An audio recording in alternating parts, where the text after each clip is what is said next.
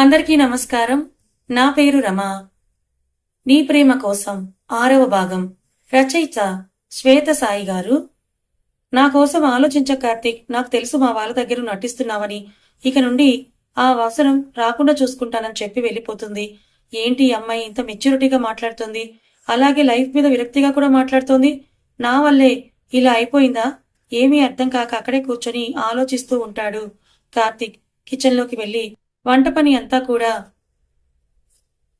పూర్తి చేసి dining table మీద సర్ది ఇంకా బాల్కనీలో ఉన్న కార్తీక్ దగ్గరికి వస్తుంది. కార్తీక్, ఈ బాధలో అత్తయ్య భోజనం చేయరేమో, నువ్వు వెళ్ళి పిలు. నేను అక్కడ ఉన్నా మళ్ళీ తనకి కోపం వస్తుంది. నువ్వు వెళ్ళి పిలిచి మీరు తినేసేయండి. ఇది అయిపోయాకే నేను వస్తానని చెప్తున్నాను. కార్తీక్ వెళ్ళి వాళ్ళ అమ్మను పిలిచి ఇద్దరు కలిసి భోజనం చేస్తుంటే హరిగారు వస్తారు. డాడ్ రా భోజనం చేద్దామంటే ఆయన వస్తారు. అను ఏది పిలుస్తాను, తను తింటుందిగా అని అంటారు. తను తర్వాత తింటాననింది అని చెప్తాడు కార్తీక్. వాళ్ళ ముగ్గురు తినేసి లోపలికి వెళ్తారు. కార్తీక్ వెళ్ళి అను కోసం వెతుకుతుంటే కార్తీక్ అత్తయ్య భోజనం చేశారా అని చాలా యాంగ్జైటీతో అడుగుతున్న అనును చూసి, నిమిషం క్రితం నిన్ను కొట్టిన ఆవిడ మీద కూడా ఎంత కేరింగ్ చూపిస్తున్నావు, ఈ అమ్మాయి విషయంలో ఏమైనా తప్పు చేస్తున్నానా నేను అని మనసులో అనుకుంటూ ఆలోచిస్తాడు. కార్తీక్ చేపట్టుకున్నప్పుడు ఏంటి చెప్పు, తిన్నారా అని అడుగుతుంది. ఒక్కసారి అను పట్టుకున్న చేయి వైపు కార్తీక్ చూపు వెళ్తే అది చూసిన అను టక్కున అతని చేయి వదిలేసి సారీ అని అంటుంది. తిన్నాం, నువ్వు వెళ్ళి తినిపో, చాలా లోతుగా వస్తుంది అతని స్వరం. అను వెళ్ళి ఒక్కతే కూర్చొని తింటుంటే కార్తీక్ డోర్ దగ్గర ఉండి అలాగే చూస్తూ ఉంటాడు. ఒక్కరోజు కూడా తిన్నావా అని నిన్ను అడగలేదు మేము, అయినా గాని అందరి ఆకలి గురించి ఆలోచిస్తున్నావు. అంతలో అతనికి మధు కాల్ చేస్తే స్పీకర్ ఆన్ చేసి మాట్లాడుతుంది అను. కాల్ వస్తే స్పీకర్ ఆన్ చేసి మాట్లాడుతుంది అను. చెప్పు మధు, ఏం చేస్తున్నావు? భోజనం. ఓ కానియండ్లే, మళ్ళీ చేస్తానంటుంటే లేదు ఒక్కదానే ఉన్నా. చెప్పు, పర్వాలేదులే. మా అన్నయ్య లేరా అంటే ఏదో వర్క్ ఉందని ఇందాక తినేశారు. నేను తింటున్నాను ఇప్పుడు. ఓ ఏం లేదు, ఈవినింగ్ ముందు వచ్చేద్దామన్నావుగా, ఏమైందా అడుగుదామని అని చేశాను. ఏం లేదు, మార్నింగ్ నుంచి కాస్త ఒంట్లో బాగాలేదు, అందుకే వర్క్ చేయాలనిపించలేదు. ఇప్పుడు ఓకేనా మరి? పర్లేదు, మీ ఇంటికి వచ్చాక చాలా రిలీఫ్ అయ్యానులే. ఇప్పుడు దాకా ఎవరూ చెప్పలేదు ఇలా అంటుంది మధు. సరేలే. అన్నయ్య ఏం చేస్తున్నాడు? చాలా డేసే అయ్యింది చూసి అని అంటుంది అను. ఉండి ఇప్పుడే కాల్ చేసి కాన్ఫరెన్స్ పెడతాను. మధు అని ఆలోపే కాల్ కలిపేస్తుంది. అలా అన్నయ్య ఏం చేస్తున్నారు? భోజనం అయ్యిందా? అయ్యిందిరా. ఇంకలా మాట్లాడుకుంటూ పెళ్లి గురించి ఇంట్లో చెప్పారా అన్నయ్య? కిరణ్ చెప్తాన్రా త్వరలో అంటాడు. ఈ మాట ఇప్పటికి 100 సార్లు చెప్పాడంటుంది మధు. కోపం తెప్పించావంటే నిన్ను వదిలేసి వేరే వాళ్ళని చేసుకుంటా. చేసుకో, నేను వేరే వాణ్ణి చేసుకుంటానంటుంది మధు. అన్నయ్య, మధు ఏంటి ఆ మాటలు? అలా అనొద్దు. పెళ్లి ఇష్టం, ప్రేమతో చేసుకోవాలి, కానీ పగ, కోపం, ద్వేషంతో కాదు. కిరణ్ కాదురా, సరదాగా అన్నానంతే. సరదాకైనా సరే ఇలా మాట్లాడవద్దన్నయ్య. ఇంకోసారి బాయ్ అని అను కాల్ కట్ చేస్తుంది. అనుకి చాలా ఏడుపు వస్తుంది. అలా ఏడుస్తూనే భోజనం పూజ చేసి అవన్నీ కూడా సర్దేస్తుంది. కార్తీక్కి చాలా బాధగా అనిపించి లోపలికి వెళ్లి పడుకుంటాడు. అను లోపలికి వెళ్లి స్నానం చేసి పడుకుంటుంది. మరుసటి రోజు ఉదయం అను 4 గంటలకే లేచి బట్టలన్నీ ఉతికేసి వంట పని చేస్తూ ఉంటుంది. ఆ రోజు సుమిత్ర గారు కార్తీక్ లేట్ గా లేవడంతో హరి గారి కాఫీ ఇచ్చి అను ఈ లోపు రెడీ కూడా అవుతుంది. అప్పుడే లేచిన కార్తీక్ స్నానం చేసి చున్నీ లేకుండా డ్రెస్ వేసుకుని బాత్రూమ్ నుంచి బయటకు వచ్చిన అనుని చూస్తాడు. మొదట్లో కార్తీక్ అనుకి చున్నీ వేసిన సీన్ గుర్తొస్తుంది కార్తీక్కి. అప్పుడు అను ముఖం గుర్తొచ్చి తనకే తెలియకుండా తన పెదాల మీద నవ్వు వస్తుంది. అను నిద్ర లేచిన కార్తీక్ ని గమనించకుండా రెడీ అవుతుంది. అద్దంలో చూసుకుంటూ జడ వేసుకుని బొట్టు పెట్టుకుని ఏమాత్రం మేకప్ లేకుండా నార్మల్ గా రెడీ అవుతుంది. చాలా అందంగా ఉంటుంది. కార్తీక్ కళ్ళు ఆర్పకుండా సగం లేచి మోచేతి మీద పడుకొని ఆమెని చూస్తూ ఉంటాడు. అంతా రెడీ అయ్యాక వెళ్దామని చున్నీ వేసుకుని బ్యాగ్ తీసుకున్న అను అప్పుడు చూస్తుంది కార్తీక్ నిద్ర లేవటం. ఓ కార్తీక్, లేచావా? ఉండు, నీకోసం కాఫీ తీసుకొస్తానంటూ పరుగున కిందకి వెళ్ళిపోతుంది. ఒక్కసారిగా తేరుకొని అమ్ము, ఏమో అనుకున్నా కానీ నా భార్య పెద్ద అందగత్తే అనుకుంటాడు. లేచి ఫ్రెష్ అయి వచ్చి హాల్లోకి వచ్చి సోఫాలో కూర్చున్నాడు. అను కాఫీ తెచ్చిస్తుంది. ఇంతలో కాలింగ్ బిల్ మొగడంతో వెళ్లి డోర్ తీస్తుంది. ఎదురుగా ఉన్న వాళ్ళని చూసి, చిన్నత్తయ్య, మామయ్య, మీరా రండి, బాగున్నారా అని అంటుంది.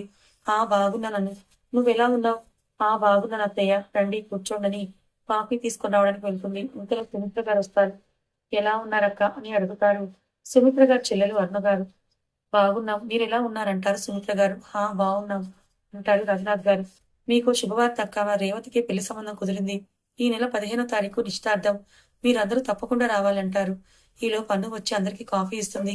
సుమిత్ర గారు కాఫీ తీసుకొని అనుని అలాగే చూసి ఈ పిల్లకి బాధ కోపం చూపించడమే రాదా అని మనసులో అనుకుంటుంది. వాళ్ళు పెళ్లి కొడుకు గురించి మాట్లాడుకుంటుంటే రేవతి పెళ్లి అని చెప్తుంటే విని సంతోషంగా ఫీల్ అవుతుంది అను.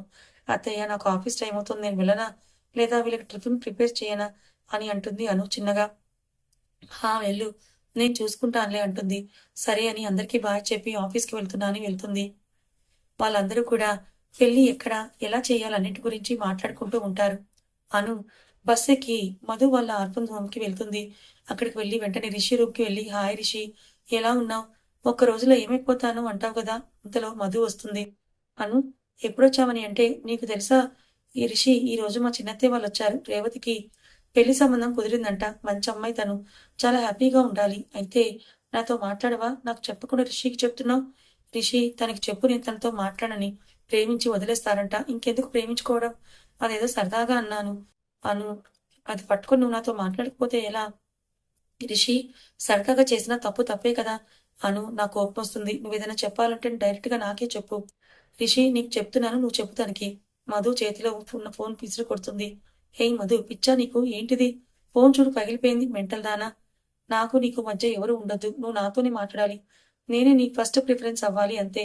హేయ్ మధు, నువ్వే నా బెస్ట్ ఫ్రెండ్, నువ్వు అన్నదానికి కోపం వచ్చాలా అన్నానంతే. సరే ఇంకా అలా అనను. సరే ఇదంతా ఏంటి, ఇలా కోపం వస్తే ఒక వస్తువు మీద చూపిస్తారా, చెప్పు. నువ్వే ఇలా చేస్తే ఇక్కడ ఉన్న పిల్లల్ని చూసి నేర్చుకోరా, చెప్పు. కోపం, బాధ, ప్రేమ, ద్వేషం మన కంట్రోల్లో ఉండాలి. దాని కంట్రోల్లోకి మనం వెళ్తే ఇలాగే అవుతుంది, ఆలోచన శక్తి పోతుంది. అలాగే అమ్మా, సారీ పద, నువ్వు చెప్పినట్టే కంట్రోల్లోనే ఉంటాను. సరే పద, పిల్లలు అడుగుతున్నారు నిన్ను. సరే అని అను వెళ్తుంది. ఏ రిషి, ఏంటి నా ఫ్రెండ్ని నీ బొట్టలో వేసుకున్నావు, అది నాకే బెస్ట్ ఫ్రెండ్ అంతే, నువ్వు దానికి సెకండ్ ఫ్రెండ్వి అంతే అని అక్కడి నుంచి వెళ్ళిపోతుంది. అప్పుడే వెళ్ళిపోయిన మధు రిషి రైట్ హ్యాండ్ ఒక ఫింగర్ కదలటం గమనించలేదు. అను మధు ఆఫీస్కి వెళ్దామా అని బయలుదేరతారు ఇద్దరు. ఆ రోజంతా వర్క్తో సరిపోతుంది. మౌని వచ్చి ఈ రోజు ఆఫీస్ లో బాస్ మస్తు ఫైర్లో ఉన్నారు, జాగ్రత్త. అవునా, ఎందుకని, ఏమో మరి, ఎవరో ఏదో మిస్టేక్ చేశారంట. సరేలే. హే మా చిన్నత్తయ్య వాళ్ళ అమ్మాయికి మ్యాచ్ కుదిరిందంట, 15th ఎంగేజ్మెంట్ అంటుంది. ఓ ఇంకా హడావుడి, పెళ్లి పనులు స్టార్ట్, షాపింగ్ అన్నీ ఉంటాయిగా, పండగైపో. వాము నిజమే, ఇప్పుడు ఇవన్నీ ఉంటాయిగా. అయితే ఇప్పుడు ఇన్ని పనులు ఉంటాయి కదా, మళ్ళీ నటించాలా అందరి ముందు, దేవుడా అనుకుంటుంది. ఇంకా అను మౌని ఎవరి వర్క్ లో వాళ్ళు ఉంటారు. మేనేజర్ అనుని పిలిచి కొన్ని ఫైల్స్ అడిగితే అవన్నీ సబ్మిట్ చేస్తుంది. కొత్తగా వచ్చింది తను, అయినా అంత స్పీడ్ గా వర్క్ చేస్తోంది. తనని చూసి నేర్చుకోండి అని పక్కనున్న వాళ్ళని తిడతాడు మేనేజర్. వాము అనవసరంగా లోపలికి వెళ్ళి వాళ్ళని తిట్టించానా అనుకుంటుంది అను. ఈవినింగ్ వర్క్ అయిపోయి అను బయటకు వచ్చి మధు కోసం చూస్తుంటే మధు, కిరణ్ ఇద్దరుస్తారు. అను అన్నయ్య నాగిపోతుంటే, సారీ అను, ఇంకెప్పుడు అలా అనను, సారీ. సరే అన్నయ్య. ఓకే అని పద, బయటకు వెళ్ళి ఏమైనా తినేద్దాము. అన్నయ్య నాకొద్దు, మీరు వెళ్ళండి, నేను ఇంట్లోకి వెళ్ళిపోతాను, పని ఉంది. ఎప్పుడు ఉండేదేగా, రా బిర్యానీ తిందామంటుంది మధు. బిర్యానీ అని అనుకుని మనసులో అమ్మో వద్దులే అని, లేదు చాలా పనుంది, పైగా రిలేటివ్స్ కూడా వచ్చి ఉన్నారుగా, ఇంకెప్పుడైనా వస్తానులే మధు, మీరు వెళ్ళండి. అయినా ప్రతిదానికి మీ మధ్యలో నేను దేనికి, మీరు వెళ్ళండి అని బాయ్ చెప్పి బస్ ఎక్కేస్తుంది అను. మధు, కిరణ్ బైక్ మీద హోటల్కి వెళ్తారు. మధు, మనం చాలా జోక్గా అనుకున్నాం కదా, ఎందుకని అను అంత సీరియస్ గా తీసుకుంది, అదే నాకు అర్థం కావడం లేదురా. ఏదో ఉంది తన లైఫ్ లో బాధ, అది ఎవరికో చెప్పడం లేదు. బహుశా తనకి ఇష్టం లేని పెళ్ళి అయి ఉంటుందా. అనుకుందామంటే కార్తీక్ అన్నయ్య చాలా చాలా ఇష్టం అనుకి, కలలో చూశాను. అన్నయ్య చేయి కాలితే తను ఎంతలా విలవిల్లాడిందో, ఆ రోజంతా చాలా డల్ గా ఉంది. కిరణ్ అంటే కార్తీక్కి అను అంటే ఇష్టం లేదా అంటాడు. ఏమో కిరణ్, అది చెప్పే వరకు ఏది తెలియదు, కానీ తెలుసుకోవాలి. వాళ్ళ చెల్లి దివ్య గురించి చెప్తూ ఉంటుంది, తనని అడగాలి, ఎక్కడుంటుందో కనుక్కొని అంటుంది మధు. హోటల్లో ఫుడ్ తిని బయలుదేరుతారు. మధుని హాస్టల్లో దింపి వెళ్ళిపోతూ, మధు నా జాబ్ గ్యారంటీ అయింది కాబట్టి మన విషయం ఇంట్లో చెప్పేద్దాం అనుకుంటున్నా, వాళ్ళు ఏమన్నా సరే నువ్వు మాత్రం నేను చెప్పిన మాటే వినాలంటాడు. అంటే ఒప్పుకోరంటావా, ఒప్పిస్తాన్రా ఎలాగైనా. హా అలాగే, నాకు చాలా భయంగా ఉంది కిరణ్. ఏమీ కాదు, ఏది ఏమైనా నువ్వే నా వైఫ్, అర్థమైందా. ఆ! మరి నీ హస్బెండ్‌కి ఏదైనా గిఫ్ట్ ఇవ్వొచ్చుగా. హస్బెండ్ అయ్యాక ఇస్తానులే, ఇంక వెళ్ళు. వెళ్లి గాని చెప్తా నీ పని. పర్మిషన్ అడిగే పని ఉండదప్పుడు అని అనుకుంటాడు. ఏడ్చావులే వెళ్ళు. Bye Madhu, bye. అను ఇంటికి వెళ్ళేసరికి ఇంట్లో ఎవరు ఉండరు. తాళం వేసుంటుంది. సుమిత్ర గారు కార్తీక్‌కి ఇచ్చి అను వచ్చాక ఇవ్వమని అరుణ గారితో బయటకు వెళ్తారు. ఆ విషయం తెలియని అను ఇంట్లో ఎవరూ లేకపోవడంతో బయటే ఉంటుంది. పక్కన ఇంట్లోకి వెళ్దామంటే అక్కడ వాళ్ళతో పెద్దగా పరిచయం లేదు. పైగా లిల్లీ కూడా కాలేజ్‌కి వెళ్ళింది. బయట కూర్చొని కార్తీక్ కాల్ చేద్దామా వద్దా అని ఆలోచిస్తూ ఉంటుంది. ఇంకా వస్తారని. అక్కడే చాలాసేపు నుంచొని ఎంతకీ రాకపోవడంతో కార్తీక్‌కి కాల్ చేస్తుంది. లిఫ్ట్ చేయలేదు కార్తీక్. ఇది నా నంబర్ అని కార్తీక్‌కి తెలుసు కదా! లిఫ్ట్ చేయడు. ఎందుకు? నేను చేయడం వేస్ట్‌లే అనుకోని పైకి వెళ్లి బట్టలు తెచ్చి మడత పెట్టి కూర్చొని ఎప్పుడు వస్తాడని వెయిట్ చేస్తూ ఉంటుంది. అలా, అలా టైం 9 గంటలవుతుంది. అనుకి ఇంకా చాలా ఆకలి వేస్తుంది. మధు వాళ్ళతో వెళ్లి భోజనం చేసినా పోయేది. వీళ్ళకి వండటం లేట్ అవుతుందని వచ్చాను. వీళ్ళెక్కడికో వెళ్లారు. బహుశా రేవతికి సంబంధించిన వస్తువుల కోసమే వెళ్ళుంటారు. ఎంగేజ్‌మెంట్ 15థ్ అన్నారు కదా! అమ్మ వాళ్ళని పిలుస్తారేమో! వాళ్ళు వచ్చినప్పుడు జాగ్రత్త చెయ్యాలి అని కాళ్ళు నొప్పిగా ఉంటే కింద కూర్చుంటుంది. ఇంతలో కార్తీక్, సుమిత్ర గారు కారులో వస్తారు. లోపలికొచ్చిన కార్తీక్, సుమిత్ర గారు బయట ఉన్న అనుని చూసి, సుమిత్ర గారు డోర్ దగ్గరికొచ్చి, "అదేంటి కార్తీక్, నీకు ఇంటికొచ్చి అనుకి తాళం ఇచ్చి వెళ్ళు అన్నాను కదా! ఇవ్వలేదా?" అంటూ కీ ఓపెన్ చేసి లోపలికి నడుస్తారు. లేదమ్మా, పనిలో ఉండి మర్చిపోయాను. అయినా ఇక్కడ ఖాళీగా కూర్చోకపోతే ఒక కాల్ చేయొచ్చుగా" అని సీరియస్‌గా అను వైపు చూస్తాడు. సైలెంట్‌గా ఏం మాట్లాడకుండా వాళ్ళ వెనకాల ఇంటి లోపలికి వెళ్తుంది. కిచెన్‌లోకి వెళ్లి పని స్టార్ట్ చేస్తుంది. "అను, మేం భోజనం బయట చేసేసాం. మామయ్యకి వద్దంట. లేట్ అవుతుందన్నారు. నీకు మాత్రమే అని సుమిత్ర గారు చెప్పి వెళ్ళిపోతారు." "అబ్బా! ఏమన్నా సుడియా అను నీది. కమ్మటి బిర్యానీ మిస్ అయ్యావు. ఇంకా నా ఒక్కదాని కోసం ఏం వండుతానులే" అని అన్నీ సర్దేసి హాల్లోకొస్తుంది. సుమిత్ర గారు తన రూమ్‌లో ఉంటారు. కార్తీక్ బెడ్‌రూమ్‌లో ఏదో వర్క్ చేసుకుంటూ ఫోన్ చూస్తే అను మిస్డ్ కాల్స్ ఉంది. అబ్బా! ఫోన్ సైలెంట్‌లో ఉంది చూసుకోలేదు నేను. అరే! నేను కాల్ చేశానని చెప్పొచ్చుగా. అలా సైలెంట్‌గా చూస్తూ ఉండకపోతే అని అనుకుంటారు. మన అమ్మ ఏమైనా అంటుందని ఆగిపోయిందా? ఈ అమ్మాయిని ఎలా అర్థం చేసుకోవాలి? చాలా మంచిదానిలా కనిపిస్తోంది. అను పేరు పిలిచి ఆలోచనలో పడిపోతాడు. ఇంతలో కాలింగ్ బెల్ మోగడంతో అను వెళ్లి చూస్తుంది. అరుణ, రఘునాథ్ గారు రావడంతో రండి అని లోపలికి పిలుస్తుంది. వాళ్ళు లోపలికొస్తారు. నేను అత్తయ్యని పిలుస్తానని వెళ్తుంది. సుమిత్ర గారు వస్తారు. అరుణ, ఏంటి ఈ టైంలో? ఏమైనా అర్జెంట్ పని ఉందా? బయటికెళ్ళాలా? అంటారు సుమిత్ర గారు. వాళ్ళ మాటలు వినపడిన కార్తీక్ హాల్లోకొస్తాడు. లేదక్కా, కళ్యాణ మండపం బుక్ చేశాం కదా! అది ఇప్పటిదాకా ఇస్తామని చివరికి వాళ్ళకి వేరే ఫంక్షన్స్ ఉన్నాయని అంటున్నాడు. ఇవ్వడం కుదరదంటున్నాడు అని చెప్తారు అరుణ గారు. మరెలా ఇప్పుడు? ఉండు, మీ బావగారిని అడిగి ఏదైనా ఫంక్షన్ హాల్ మాట్లాడదాం. వద్దక్కా, పెద్ద కళ్యాణ మండపం బుక్ చేయడం దేనికి? ఎలాగూ ఎక్కువ మందిని పిలవటం లేదు కదా! ఇక చిన్నగా ఇంట్లో చేసేద్దామని అనుకుంటున్నాం. మీరు, మనం, అమ్మ, నాన్న, వాళ్ళనిగా ఇంకా అబ్బాయి తరపు వాళ్ళు. కానీ మీ ఇంటి దగ్గర వీలు కాదుగా. చాలా చిన్న ఇల్లు ఎలా అంటారు సుమిత్ర గారు. కానీ తప్పదుగా సుమిత్ర అంటారు రఘునాథ్ గారు. అను మనసులో ఇక్కడ ఇంట్లో చేయొచ్చు కదా! ప్లేస్ సరిపోతుంది. బయట స్టేజ్ పెట్టొచ్చు. చెప్దామని అమ్మో మనకెందుకులే ఏదో ఒకటి అంటారు. కార్తీక్, దేనికేంటి ఆలోచిస్తారు మీరు పిన్ని. ఇక్కడ చేద్దాం. అది నా చెల్లి రేవతి. ఎంగేజ్‌మెంట్ ఇక్కడ చేయడంలో తప్పేంటి? బయట స్టేజ్ పెడదాం సరిపోతుంది. అబ్బాయి వాళ్ళకి కాల్ చేసి చెప్పండి అన్నీ ఇక్కడే చేద్దాం అంటాడు కార్తీక్. ఇది బాగుందన్నా, అలాగే చేద్దాం. అందరూ 2 రోజుల ముందు ఇక్కడికొచ్చేయండి. ఇక్కడే ఎంగేజ్‌మెంట్ చేద్దాం. కార్తీక్ ఏంటి అచ్చం నాలాగా ఆలోచిస్తున్నాడు. ఏంటో తెగ సింక్ అయిపోతున్నాయి ఇద్దరి అభిప్రాయాలు. అయినా అందరితో బాగుంటావు, బాగా ఆలోచిస్తావు. నన్నెందుకు తిడతావు కార్తీక్ అనుకుంటుంది అను. అరుణ, రఘునాథ్ గారు సరే అని చెప్పి వెళ్ళిపోతారు. అను లోపలికి వెళ్లి స్నానం చేసొచ్చి దివ్య దగ్గర నుండి కాల్ వస్తే బాల్కనీలో మాట్లాడుతుంటుంది. భోజనం తినలేదనే విషయం మర్చిపోయి దివ్యతో మాట్లాడేసి వచ్చి పడుకుంటుంది. కార్తీక్ కూడా పడుకుంటాడు. రోజులానే ముందే లేచి పనులన్నీ చేస్తుంది అను. ముందు రోజు ఏమీ తినకపోవడంతో కాస్త నీరసంగా ఉంటుంది. అలాగే టిఫిన్ ప్రిపేర్ చేసి బాగా ఆకలిగా ఉండి పని తొందరగా చేసి టిఫిన్ చేయాలనుకుంటుంది. బట్టలు ఆరేసిద్దామని పైకి వెళ్ళి వచ్చి డైనింగ్ టేబుల్ దగ్గరికి వెళ్తుంటే ఒక్కసారిగా కళ్ళు తిరిగి పడిపోతుంది. కాఫీ కోసం బయటకొచ్చిన కార్తీక్ అప్పుడే పడబోతున్న అనుని పడిపోకుండా పట్టుకుంటాడు. ఒక్కసారిగా తేరుకొని లేస్తున్నాను. ఏమైంది? కళ్ళు కనపడవా నీకు? పద్దాగా పడిపోతావు. అది కాస్త కళ్ళు తిరిగాయి అందుకని అని అంటుంది అను. ఏమైనా తినొచ్చుగా ముందు. ఆ పనులాపి తినుకో ముందు అని అంటాడు కార్తీక్. అలాగే అని వెళ్ళి తింటుంది. కాసేపటికి కాలింగ్ బెల్ మోగడంతో అను వెళ్ళి చూస్తుంది. సర్వీస్ ప్రొవైడర్‌ని మేడం. ఏదో మిషన్ రిపేర్ అని అన్నారు. అవునా, రండి చూపిస్తానని మిషన్ చూపిస్తున్నాను. మేడం, సర్వీస్‌కి బుక్ చేసిన నేమ్ కార్తీక్ అని ఉంది. సారే సైన్ చేయాలి మేడం. కాస్త పిలవరా? ఓహ్! అలాగే అని అక్కడి నుంచి వెళ్ళిపోతుంది. కార్తీక్‌కి ఎలా తెలుసు రిపేర్ అయిందని? ఓహ్! మొన్న మావయ్యతో చెప్తుంటే విన్నాడు కదా! అబ్బో! పర్లేదే, మన కోసం వాషింగ్ మెషిన్ రిపేర్ చేయించాడు అని మనసులో అనుకుని కార్తీక్‌ని పిలుస్తుంది. కార్తీక్ అది రిపేర్ అయ్యాక మనీ ఇచ్చేసి అతను వెళ్ళాక అను దగ్గరకొచ్చి, "నీకోసం ఏం సర్వీస్ అతను పిలవలేదు. బట్టలు సరిగ్గా ఉతకటం లేదు నువ్వు. అందుకే" అని చెప్పి వెళ్ళిపోతాడు. నా కోసమే అని అబద్ధం చెప్తే నీ సొమ్మేమైనా పోతుందా అని అను అనుకుంటుంది. ఇంకా రెడీ అయ్యి మధు దగ్గరికి వెళ్ళిపోతుంది. మధు రిషి దగ్గర ఉండి అను కోసం చూస్తూ ఉంటుంది. హాయ్ రిషి, ఏం చేస్తున్నావు? మధు, ఈరోజు రిషిని బయటకు తీసుకుని వెళ్దామా? పద్దాక ఇక్కడే ఉంటే బోర్ కదా!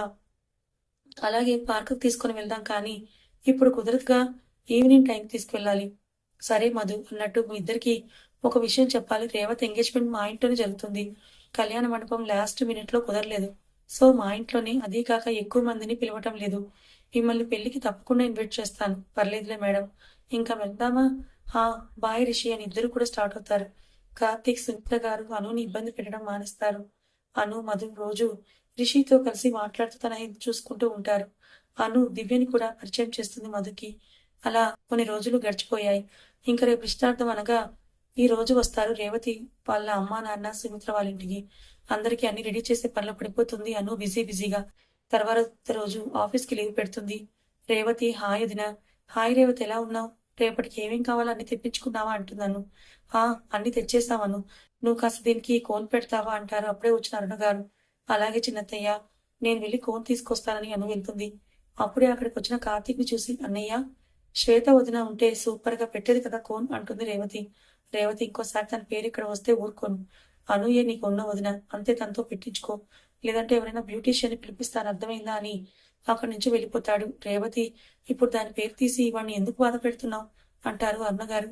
సరే, మీ వదిన వస్తోంది, ఇంక చాలా ఆపు. ఏమైనా చెప్పావో ఊరుకోను. అర్థమైందా దేని గురించో? ఆ! అలాగే అమ్మా. అను వచ్చి రేవతికి కోన్ పెడుతుంది. అను, ఎలా ఉంది చెప్పు, బాగా పెట్టానని అడుగుతుంది. ఆ! బావుందొదినా. ఇంకా అను వెళ్లి పెళ్లి పనులు చేసుకుంటూ ఉంటుంది. అరుణ గారు మాత్రం రేవతిని అట్టి పెట్టుకుని ఉంటారు. అదేంటి ఈవిడ ఎందుకిలా చేస్తుందని అనుకు డౌటొస్తుంది. ఏమైందని తెలుసుకోవాలి అను మనసులో అనుకుని, అందరూ హాల్‌లో ఉంటే అను వెళ్లి, చిన్నత్తయ్య, నేను రేవతి మా రూమ్‌లో పడుకుంటాంలే. ఆ! అవునమ్మా. నువ్వు అను దగ్గర పడుకోలే అంటారు హరిగారు. ఇంతలో కంగారుగా, నేను మీ గదిలో పడుకుంటానులే అంటారు అరుణ గారు. నువ్వు నా గదిలో పడుకో అరుణ అంటారు సుమిత్ర గారు. సరే అక్క అంటుంది. అందరికీ భోజనాలు వడ్డించిన తర్వాత రేవతి, తినేశాక నేను తినిపిస్తాను నీకు అని అంటుంది అరుణ గారు. తను తినటానికి వీల్లేదనే విషయం మర్చిపోయి, పర్లేదు చిన్నత్తయ్య, మీరు తినండి, నేను పెడతాను. నీకు ఓకేనా రేవతి అంటున్నాను. ఆ వదిన, పర్లేదు అంటుంది రేవతి. ఆమె ప్లేట్‌లో ఫుడ్ పెట్టుకొని రేవతికి తినిపిస్తుంది. కార్తీక్ మనసులో అను గురించి ఏమనుకోవాలో తెలియక తన చెల్లికి ప్రేమగా తినిపిస్తున్న అనుని చూస్తూ భోజనం చేస్తాడు. అందరూ ఎవరికి వాళ్ళు బెడ్‌రూమ్స్‌లో అడ్జస్ట్ అవుతుంటే కార్తీక్, నేను హాల్‌లో పడుకున్నానని హాల్‌లో పడుకుంటాడు. అను వెళ్లి పిల్లో దుప్పటి తెచ్చి కార్తీక్ ఇచ్చి, అంటే తనొక్కతే పడుకోవాలని లోపల పడుకోమన్నాను అని ఎక్స్‌ప్లెయిన్ చేస్తున్నాను. పర్లేదులే, దాన్ని ఇలా బయట పడుకోమంటాను నేను. మీరు పడుకోండి పర్లేదంటాడు. అవును, నువ్వు తిన్నావా మరి అంటాడు కార్తీక్. ఆ! తింటానని వెళ్ళి తింటుంది. తింటున్న అనుని చూస్తూ కార్తీక్ మనసులో, ఇక్కడికొచ్చిన తర్వాత నువ్వు ఇది కావాలి, అది కావాలని అడగటం కానీ, కోపం చూపించడం కానీ ఇంతవరకు చూడలేదను. కానీ ఈ రోజు నువ్వు అతనితో చెప్పిన మాటలు నేనెప్పటికీ మర్చిపోలేను అని అనుకుని పడుకుంటాడు. అను భోజనం చేసి వెళ్ళి రేవతి పక్కన పడుకుంటుంది. అప్పటికే రేవతి పడుకుంటుంది. అయ్యో, ముందు రావాల్సింది నేను. ఇది అప్పుడే పడుతుంది. ఇప్పుడు ఎలా తెలుసుకోవాలి? రేవతి ఎందుకు దట్లా ఉంది అనుకుంటుంది అను. ఇలా తన ఆలోచనలో మెలకువతోనే ఉంటుందను. కాసేపటికి రేవతి నిద్రలేచి అనును ఒకసారి చూసి పడుకొనుందనుకుని వెళ్లి తన బ్యాగ్‌లో ఉన్న స్లీపింగ్ టాబ్లెట్స్ తీసుకొని వేసుకోబోతుంటే అను ఒక్కసారిగా వెళ్లి నెట్టేస్తుంది. ఏంటిది రేవతి, ఏం చేస్తున్నావు? ఏంటి ఈ పని? పిచ్చి పట్టిందా నీకు? ఆ! అవును వదిన, పిచ్చి పట్టింది. అసలు బతకాలని లేదు. ప్లీజ్ వదిన, నన్ను చచ్చిపోనివ్వద్దు రేవతి. అసలు ఏమైంది చెప్పు ముందు అని అడుగుతుంది. అను, వదిలేయి వదిన, ఏదీ జరగదు ప్లీజ్. ముందు నువ్వు చెప్పు, ఏమైంది? ఎవరినైనా అని ఆగిపోతున్నాను. ఆ! అవును వదిన, ప్రేమించాను. చాలా చాలా ప్రేమించాను. ఇంట్లో చెప్తే అస్సలు ఒప్పుకోలేదు. నా మాటే వినడం లేదు. వాళ్ళు చెప్పినట్టే చేయాలంట. నా ఇష్టానికి విలువ లేదంట అని అంటుంది రేవతి. కథ ఇంకా ఉంది. మరిప్పుడు అను ఏం చేస్తుంది? రేవతికి ఇష్టం లేని పెళ్లి చేస్తుంటే దాన్ని ఆపేస్తుందా? అసలే కార్తీక్ సుమిత్రకి అంతలా కోపం ఉంది కదా! దీనివల్ల మరి కాస్త కోపాన్ని పెంచుకుంటుందా? అసలు శ్వేత ఎవరు? శ్వేతకి కార్తీక్‌కి ఉన్న సంబంధం ఏంటి? తెలుసుకోవాలనుకుంటే ఛానెల్‌ని సబ్స్క్రైబ్ చేసుకోండి. కథ నచ్చితే లైక్ చేయండి. పక్కనే ఉన్న హై బటన్ ప్రెస్ చేయండి. Thank you so much for watching.